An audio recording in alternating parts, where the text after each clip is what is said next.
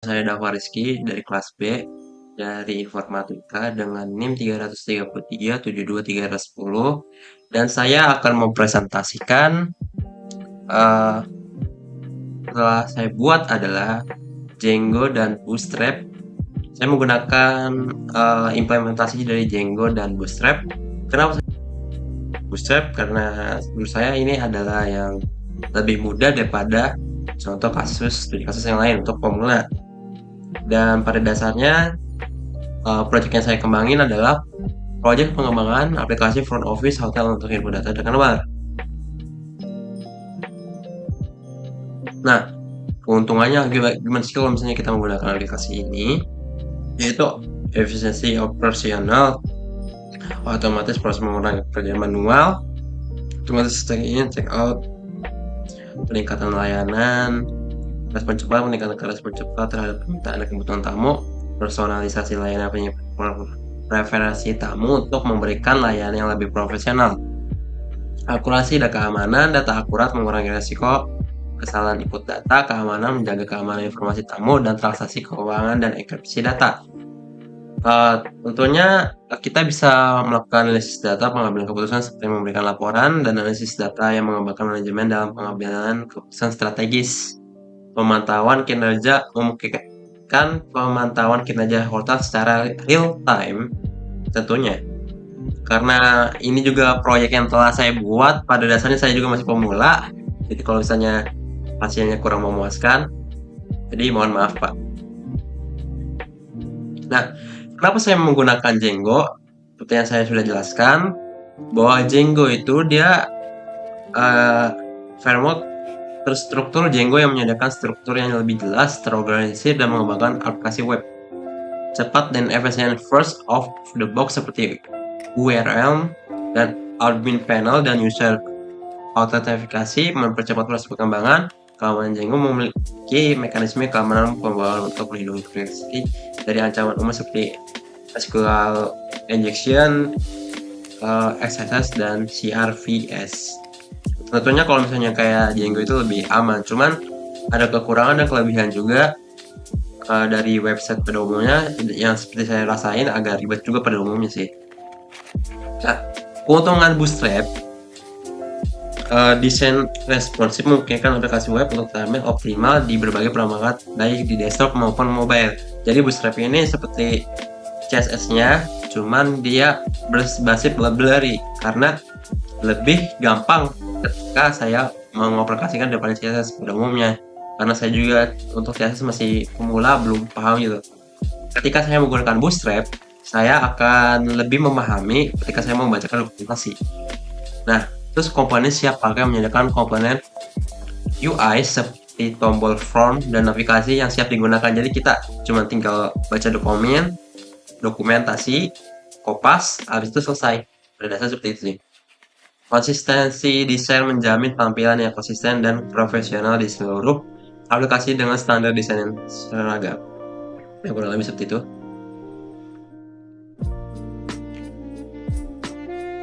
Baik, kita lanjut ke slide selanjutnya. Nah, flowchart Django itu seperti ini.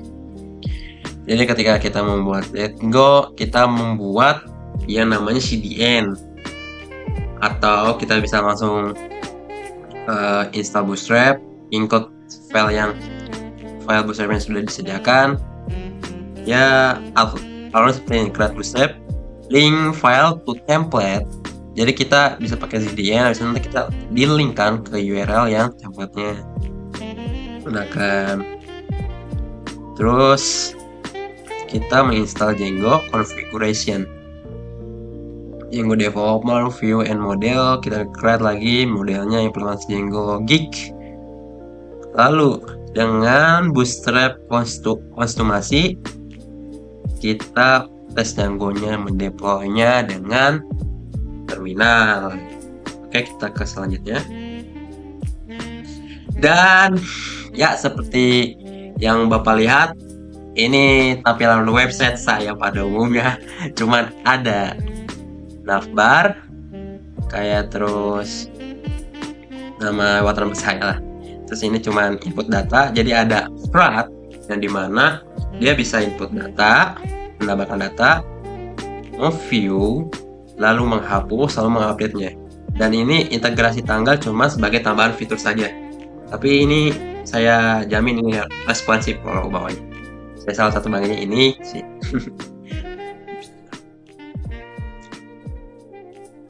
Perancangan algoritma deskriptif kita bisa lihat sebagai berikut. Ya, nanti kita bakal mungkin lebih enak kalau misalnya kita sambil langsung memperagakannya ya, daripada kita harus membacakannya seperti ini. Baik, ini saya flowchart ya. Jadi kurang lebih tampilannya ada inputnya seperti ini yang berfungsi untuk kurang lebihnya, yaitu pilihan pertama kita bisa tampilkan daftar, tambahkan baru, tandai sebagai selesai. Ya, kita juga bisa tandai sebagai selesai. Jadi kalau misalnya ada kamar yang sudah terisi, kita bisa sebagai tandai lalu hapus, update.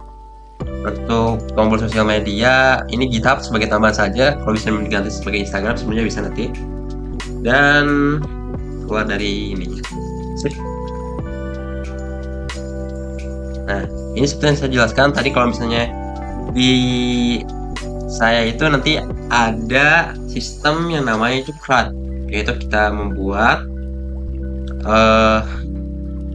data baru dalam sistem dengan menambahkan entry baru ke dalam database atau membuat objek baru dalam aplikasi. Nah, dan nanti ini akan ditampilkan, dibaca melalui data yang sudah di sistem, biasanya ditampilkan lalu antar muka menggunakan API. Nah, ini ditampilkan nih database-nya. Update, memperbarui atau mengubah data yang sudah ada dalam sistem dengan mengedit nilai tertentu dari entry data atau objek yang sudah ada. Ini sudah ada update dan delete. Kita bisa mendelete database gitu. Atau kita bisa menandai kalau misalnya kamar ini sudah terisi dari kamar sebelumnya. Seperti itu kurang lebih dari aplikasi saya. Ada sistem CRUD-nya. Dan ini kalau misalnya tampilan dari website yang kalau kita misalnya mau mengakses database yang milik kita, dan saya menggunakan SQLite yang terhubung langsung dari Django-nya langsung. Jadi ketika kita mau menambahkan di sini, bisa di zoom tidak? Bisa ya. Nah,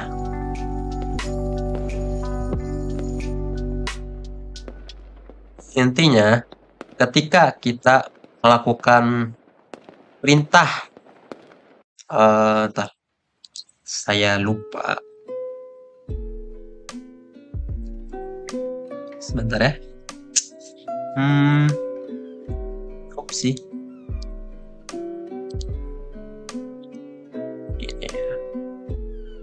Seingat saya. Nah, ini deh. Make migration. Ketika kita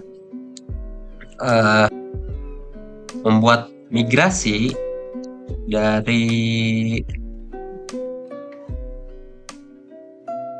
kita sesudah admin,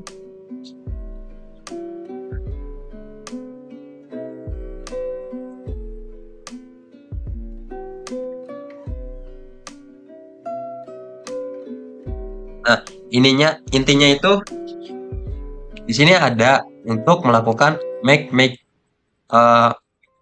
Python manage migration. Perintah ini digunakan untuk melakukan migrasi database yang ada. Migrasi ini adalah cara untuk menerapkan perubahan skema database seperti menambahkan table baru. Nah, untuk mengubah kolom yang ada, perintah ini akan melihat file migrasi yang ada, menerapkan ke database. Lalu kita melakukan perintah ini, itu Python manage migration. Perintah ini digunakan untuk berdasarkan perubahan yang telah saya buat oleh model Django. Ini adalah langkah pertama dalam proses migrasi database, di mana perubahan pada model diubah menjadi file migrasi yang kemudian dapat diterapkan menggunakan perintah migrate. Jadi kalau kita udah melakukan migrate, kita akan mengupdate data dari form ini, lalu kita autentikasi di apply, kita memberikan seperti apa yang ada di kolom dari ininya. Misalnya ini tampilan home ya buat awalan. Nah, ini dia. Ketika kita menambahkan ini, jadi misalnya filternya admin, karena kita migrate gitu dari admin start project manager, itu kita harus, itu pada dasarnya nanti bakal ngefilter jadi admin. Nah, lalu kita memasukkan email dari migrate itu. Nah, migrate ini lalu passwordnya dimasukkan ke sini, kurang lebih seperti itu. Nanti akan muncul di database ini seperti ini. Kurang lebih penggunaannya hampir sama seperti SQL PHP admin ya, kurang lebih seperti itu. Kita lanjut aja ke implementasi menggunakan terminal. Oke.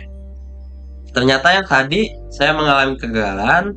Ternyata yang tadi sana itu bukan commit-nya Git bash, jadi kita ulang lagi saja dari awal. Baik. Nah, ini baru benar. Tadi salah agak kocaknya. Oke. Ini sudah di dalam ya. Dir. Ini buat link to filenya. CD executive. Dir lagi untuk mengetahui filenya, ini kita bisa paste kok. Ctrl C, CD paste. Terus dir lagi, karena ini panjang ya, di kita CD masukin lagi. Begini kalau misalnya dalam komen ribet nih, begitulah. Dir. Akhirnya kita ketemu yang namanya manage.py. Habis itu kita Python manage.py dan server.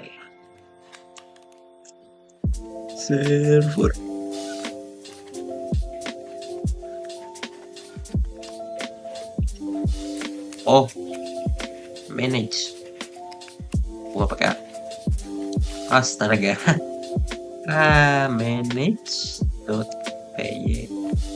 run server seperti ini. Ini kita kopas aja lah. Mana G astaga, seperti itu soalnya. Nah, ini baru nih. You have migration. Ya. Ini dipindahin dulu. Kita paste ke sini. Nah, baik. Untuk tampilan warnanya, kita memiliki metro seperti ini. Ini saya belum isi karena ini cuman hiasan saja sih, cuman ya website statis. Jadi tidak ada website apalagi yang ada di sini. Dan ini kayak klik semuanya tidak dapat apa, karena ini juga href-nya sebelum disambungkan ini, dan ini bisa nyambung ke WA saya. Dan ini klik pembayaran fleksibel. Misalnya kita ingin menggunakan sistem CRUD ini, kita misalnya ini tamu sudah keluar dari Rifki Firmansyah, sudah keluar dari tanggal 5 kan sudah lama, kita hapus saja karena dia sudah selesai. Dan jika Juju sudah belum mengisi ini, berarti jangan dulu checklist sebelum dia check in dulu. Kita bisa check in dulu. Begini saja kita buat dari awal, yaitu sistem CRUD. Kita ada input, misalnya kita ingin namanya cerita Setia, kamarnya twin bed. Untuk tanggal seperti tanggal sekarang, tanggal 22, maybe habis itu ini kan. Nah, di view nanti dia bakal muncul seperti ini. Jadi kita bisa, kalau misalnya kamarnya sudah diisi, kita bisa checklist. Kalau misalnya udah check in, dan kalau misalnya sudah check out, kita bisa hapus seperti itu. Hanya seperti ini sih tampilannya, kurang lebih. Ya, begitu saja untuk presentasi saya kali ini. Semoga Bapak ini, oh ya, paling ada beberapa tambahan seperti tombol Instagram Instagram hotel bisa, atau ini juga bisa dinamakan seperti WA atau apa. Lalu juga kita punya sistem update, pada dasarnya kurang lebih sama seperti itu. Intinya simple seperti ini tampilan saya punya saya. Yang penting ada sistem CRUD-nya. Jadi mungkin untuk project saya kali ini, terima kasih Bapak sudah melihat di video ini sampai akhir. Kurang lebihnya mohon maaf. Wassalamualaikum warahmatullahi wabarakatuh.